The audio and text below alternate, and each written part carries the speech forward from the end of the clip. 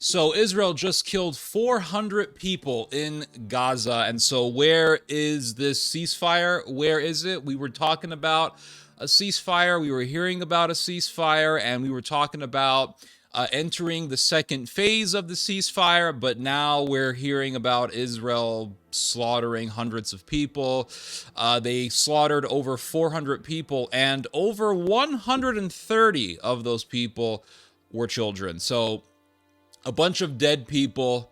And this really goes back to what I said in one of my prior videos. I said that no matter what happens in this whole quagmire, no matter what happens in this part of the insane asylum that we call the Middle East, there will be blood.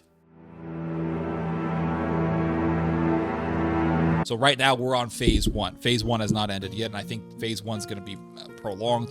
So we have yet to see if phase two is going to be agreed upon. Netanyahu told his people, Smotrich and his gang, I'm not going to honor the ceasefire. Is that true? Probably. I can totally foresee Israel breaking the ceasefire or doing something. Or maybe Hamas will fire a rocket, or hell, maybe Israel will fire a rocket and then say that it was Hamas. But I can totally see Israel just wanting this ceasefire thing to just break apart, fall apart. But what I do know is, whatever happens, there will be blood. Bottom line, there will be blood. Anytime you hear about a ceasefire in the Middle East, you can just go ahead and say, yeah, it's going to be broken. It's all going to just crumble. It's all just going to fall down, because this is how things happen in the Middle East. You can go back to the Lebanese Civil War and read about how many ceasefire agreements happened in that war and how many of them were broken. All of them were broken. And so this is not shocking at all. I did have a slight modicum of hope that maybe because Trump wants to have normalization between Israel and Saudi Arabia, that his Middle East envoy, Mr. Steve Witkoff, would make something happen. Maybe the Trump administration would push the Israelis to go ahead and do the second phase of the ceasefire. But I look at the news and I'm reading about a whole bunch of dead people. No side wants peace. No side wants peace. The Israelis don't want peace. I'm sad enough to say that. It's the reality. They don't want peace. Because even right after the Israelis agreed to do the first phase of the ceasefire, what did Netanyahu tell his people in his political coalition? He said, I'm not going to honor the ceasefire. He said it.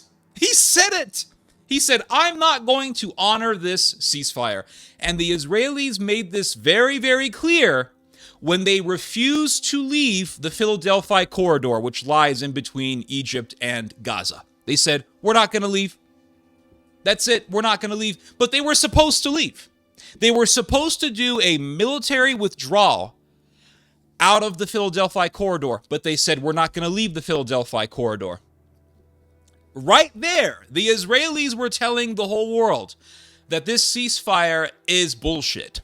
We're not going to honor it. So the Israelis don't want peace. Now, the reason why I'm saying this is because all of these evangelical conservatives, whatever they call themselves, right-wingers, people who just, they're pro-America, but they're super pro-Israel for various reasons, religious.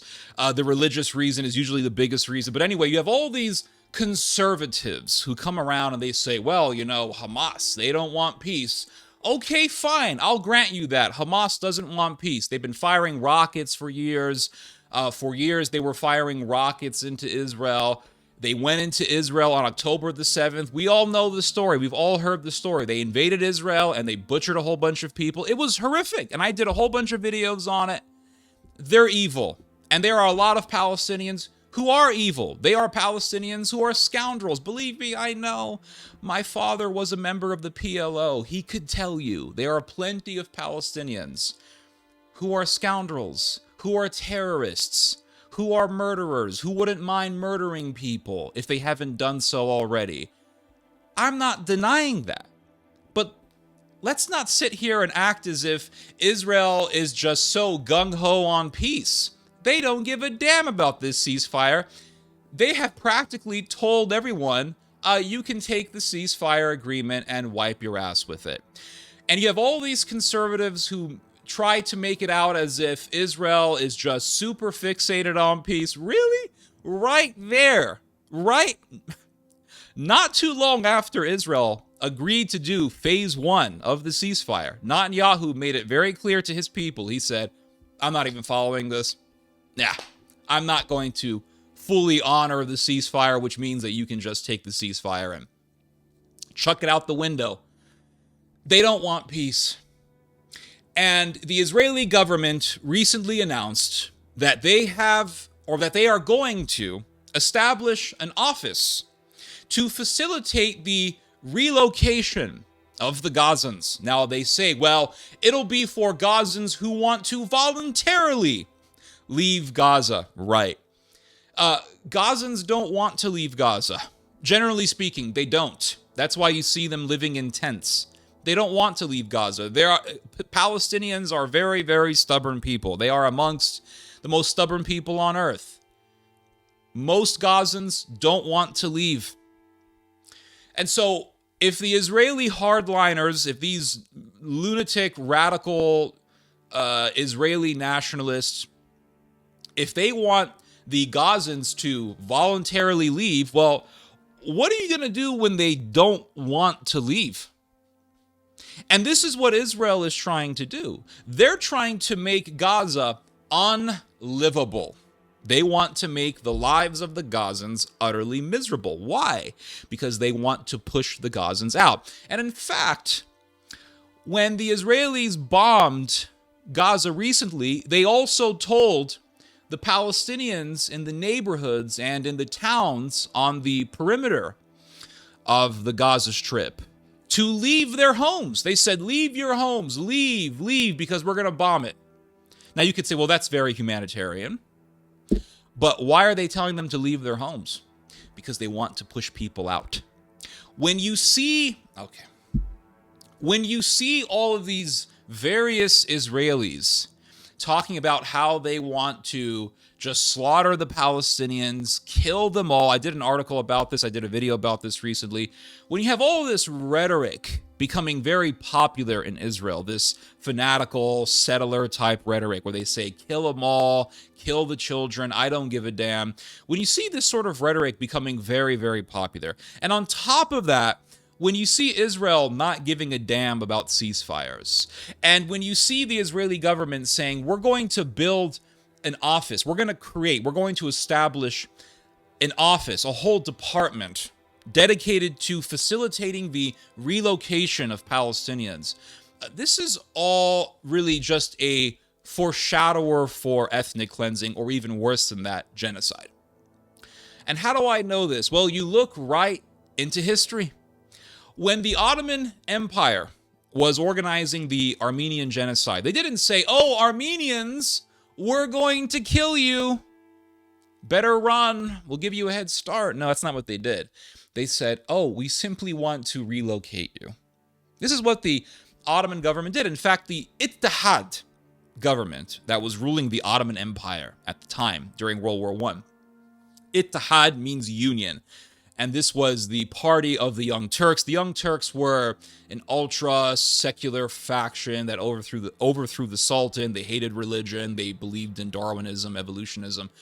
They were just evil, hardcore atheists. Basically, a wet dream for people like Richard Dawkins, Sam Harris, and Peter Hitchens, right? Hardcore secularists take over an empire. Wow, atheists have taken over an empire filled with religious people. And now they have the right to just exterminate people.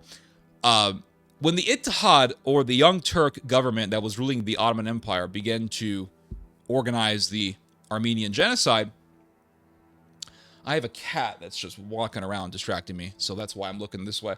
Do you know what the Ittihadists did? Do you know what the Young Turks did? They proposed a bill to the Ottoman Parliament, and the bill was to relocate the Armenians. And so that is why when Armenians were told they're going to kill you, a lot of Armenians didn't believe it because they thought, well, they just want to relocate us. Oh, the Young Turks, they're secular progressives. They're not like the evil Islamists who were running the Ottoman Empire before they came along, before they did their revolution. No. The Young Turks want rights for all subjects of the Ottoman Empire. They want equal rights. They want to give rights to the Armenians. And this is the type of lying that the Young Turks did when they took power. They said, oh, we're going to give the Armenians rights and this and that. And those people, those secularists who took over the Ottoman Empire, they orchestrated the greatest slaughter of the Armenians in the history of the Armenian people. But before they did the butchery, they said, we're just going to relocate you. We're going to send you to Syria. And so what happens when the Palestinians say, we don't want to leave? Because the Israeli hardliners, they are fixated on this idea of pushing the Palestinians out. They want to push them out. But what happens if Palestinians refuse to leave? And this is why they want to make Gaza unlivable. This is why they will bomb and slaughter civilians. Why? Because they want to make the lives of the Palestinians miserable. And as long as they are there, they're going to find reasons to kill lots and lots of people. They're going to find reasons to slaughter people by the droves. They don't give a damn. And here is America, the head of the snake, the Trump administration. The Trump administration could have said, Naughton, we're going to go ahead with the deal. We're going to go ahead with the ceasefire. But no. Trump said, go ahead and slaughter them. Well, because, and you'll have these Zionists who will make these arguments. Well, because Hamas was refusing to release the hostages. Hamas released hostages. Hamas released dozens of hostages in phase 1 of the ceasefire. Hamas said, okay, we got to go into phase 2 now. Israel said, we don't want to go into phase 2. And what did Israel do? What did Steve Witkoff do? They said, we're not going to go to phase 2. We want to prolong phase 1. And the Palestinians said, no, we got to go to phase 2. This is a part of the agreement. And they said, no, we don't want to do that. We want to just go on with phase 1. We want to prolong phase 1.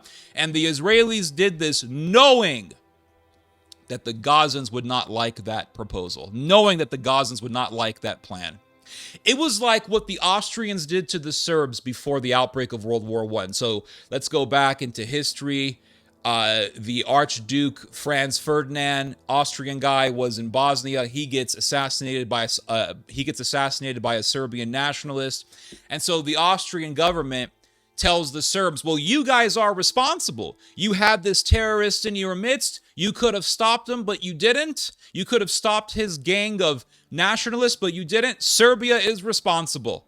So now the whole population of Serbia had to suffer. And the Austrians gave the Serbs a plan. They said, okay, here's what we want to do to you guys. We want to destroy your sovereignty and control Serbia. And the Austrians gave this plan to the Serbs, knowing damn well that the Serbs were going to say no. And that's exactly what the Austrians wanted. The Serbs said, no, we don't want to give up our sovereignty because one of our guys killed one of your guys. We're just not going to do that. That's an unreasonable plan.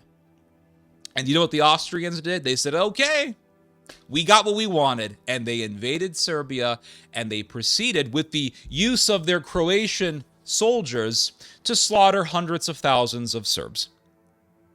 So the Israelis, alongside Steve Witkoff, told the Gazans a plan that they knew that the Gazans would refuse. And that was to prolong phase 1 of the ceasefire. And really what phase 1 entailed was Hamas releasing Israeli hostages and Israel releasing Palestinian prisoners. Hamas released hostages. Israel did release Palestinian prisoners. Now to be as accurate as possible here, the Gazans released corpses to the Israelis, and that was also part of the deal. It was to give the Israelis the corpses of Israelis who were killed.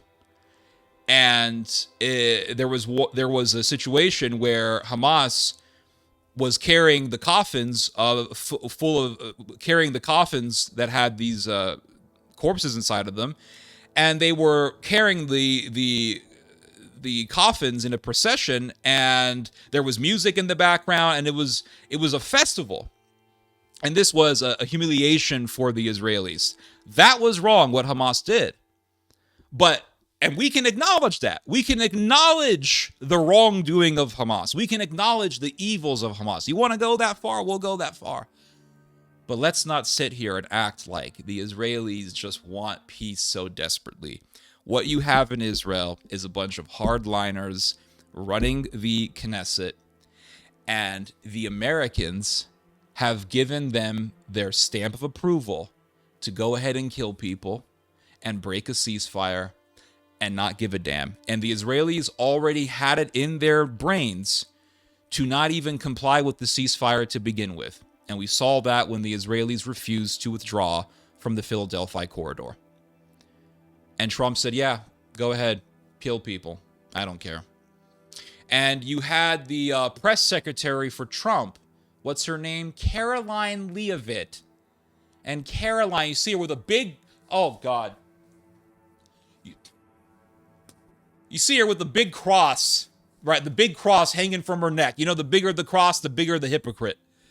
The big cross hanging around her neck. Oh, look at me, Mrs. Evangelical. Oh, look at me. You know, oh boy. I don't want to go too far in my language, but a lot of evangelicals are just disgusting. A lot of them. Too many of them are scoundrels. Oh, don't get me started. She talked about this. She talked about the bombing of Gaza that just happened, the multiple bombings of Gaza that just happened. And she says, oh yeah, Israel's absolutely right. Oh, they have every right to do this. Every right. 400 people dead. Over 130 of those people are children. Yep, they have every right to do this. They're a bunch of people in one of the poorest regions on earth, completely dependent on international welfare. And there was a ceasefire that was going on. They should have gone into phase 2, but it didn't happen. Israel already had it in its mind to not even honor the ceasefire, so you can throw that out the window. This whole idea that Israel wanted to honor the ceasefire, you can throw that out the window. And there is Caroline Leavitt. Oh, they have every right to do this, the Israelis. That's right, every single right. And this is what I hate about evangelicals. This is what I hate about American Christian Zionists. This is what I hate about them, and I've experienced this too many damn times. And it's that when you have actual evidence of Israeli war crimes and you show it to them, they don't give a damn. They'll either ignore you, or they'll say that those people who were killed deserved it, or they'll say that Israel had a good reason to kill those people, or they'll say Israel's in the Bible, therefore they get a free pass to do whatever the hell they want. Israel can be the most pro-Sodom country in the world. That's okay because they're God's chosen. They're in the Bible, you know?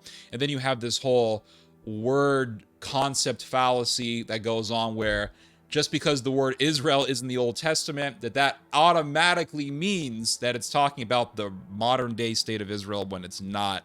Because Israel, truly the Israel of God is what we're focused on as Christians.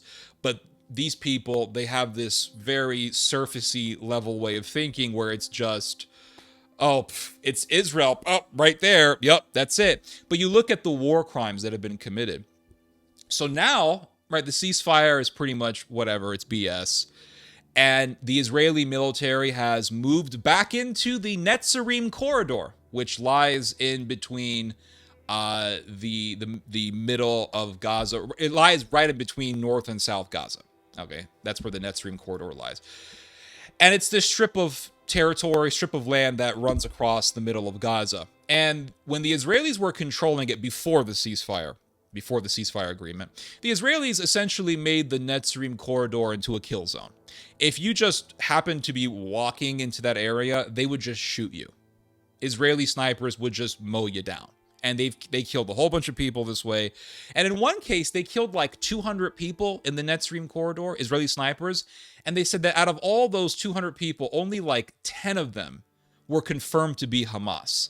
So they're just killing people. And they're laughing about it as they're doing it.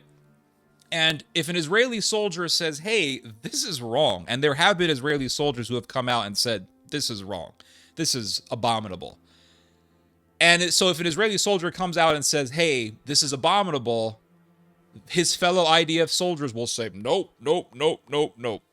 How dare you? Shut your mouth. And there's that whole peer pressure, pecking order thing that happens, and it's evil. It's just pure evil. And then you read a story, for example, this happened in Gaza not too long ago. Some old Gazan man couldn't leave his house because he's disabled and he can't walk without a cane. And some Israeli soldiers come along and they wrap a wire around his neck and they drag him around like a dog and they force him to go house to house to house looking for bombs so that if a bomb blows up, the old guy will die. And they did this for 8 hours. For 8 hours straight, forcing an elderly man who is disabled, who cannot walk without a cane, to go from house to house to house looking for bombs. Then afterwards, they forced him to walk to some other area, and another group of Israeli soldiers saw him, and they just mowed him down, and they murdered him, and they murdered his wife. All right, obvious war crime. Am I going to be hearing about this in an international court of law? No, I don't think so. But this is the war crimes that have happened in Gaza. Now, we can talk about October the 7th, fine. And I've talked about October the 7th many, many times. In fact, I even got some heat over me talking about it from some members of my audience, and that's fine. But am I going to be hearing these evangelicals talking about Israeli war crimes? Am I going to be hearing from these evangelicals and these Zionists, Christian Zionists, about how the Israelis said it from the beginning that they weren't going to follow the ceasefire? Nope, not going to hear about it. I'm not going to hear about it. Do you guys know what happened back in 1982 when the Palestinians made an agreement with the Israeli-backed Kataib? The Kataib were Lebanese Maronite nationalists who were at war with the PLO. The PLO was the Palestinian Liberation Organization, and they were at war with the Kataib for years in Lebanon. And the Israelis backed the Kataib, they backed the Maronite Christian Lebanese nationalists. And eventually there was a deal, there was a peace agreement. And part of the agreement was that the PLO would leave Lebanon. Well, the PLO honored that part of the agreement. They left Lebanon. And do you know what happened? There were these refugee camps in Lebanon, Palestinian refugee camps. They were called Sabra and Shatila. And the Kataib said, oh, look, the PLO, this armed paramilitary organization, they left the Palestinian refugee camps, Sabra and Shatila, which means those refugee camps are without armed guard. There are no men guarding the refugee camps, which means that we can go in there and do a massacre. And the Israelis gave the Kataib their stamp of approval. They were Israeli soldiers surrounding the refugee camps, and the people inside the refugee camps were slaughtered. And this was after the Palestinians had made an agreement. And this was after the PLO agreed to leave Lebanon, and they left Lebanon. And the Palestinians were butchered. 3 days of slaughter and rape. And if you look at the body count for those massacres, depending on who you read, it can go from 1,000 people to 3,000 people. Either way, a lot of people were butchered in just 3 days. 3 days of butchery, rape, and robbery. And the Israelis were watching the whole time, and the Israeli government was watching the whole time. Sharon knew what was happening, and the Israelis said, let those Maronite barbarians have some fun. That's pretty much what the Israelis did. They watched the whole thing happening, and they didn't care. And the Israelis facilitated an entire massacre. So if you want to talk about peace and deals, and if you want to talk to me about Palestinian terrorism, fine. But let's not sit here and pretend that Israel is just innocent. And what's happening? So now the Americans and the Israelis, they're talking about possible countries to relocate the Gazans. Where are they going to put the Gazans? And so they have entertained the idea of putting Gazans in Somaliland, I think also in Somalia, some other African areas. Reminds me of when the Germans entertained the idea of relocating the Jews to Madagascar. Yeah. So what we're hearing right now is really a foreshadowing of something much more horrific.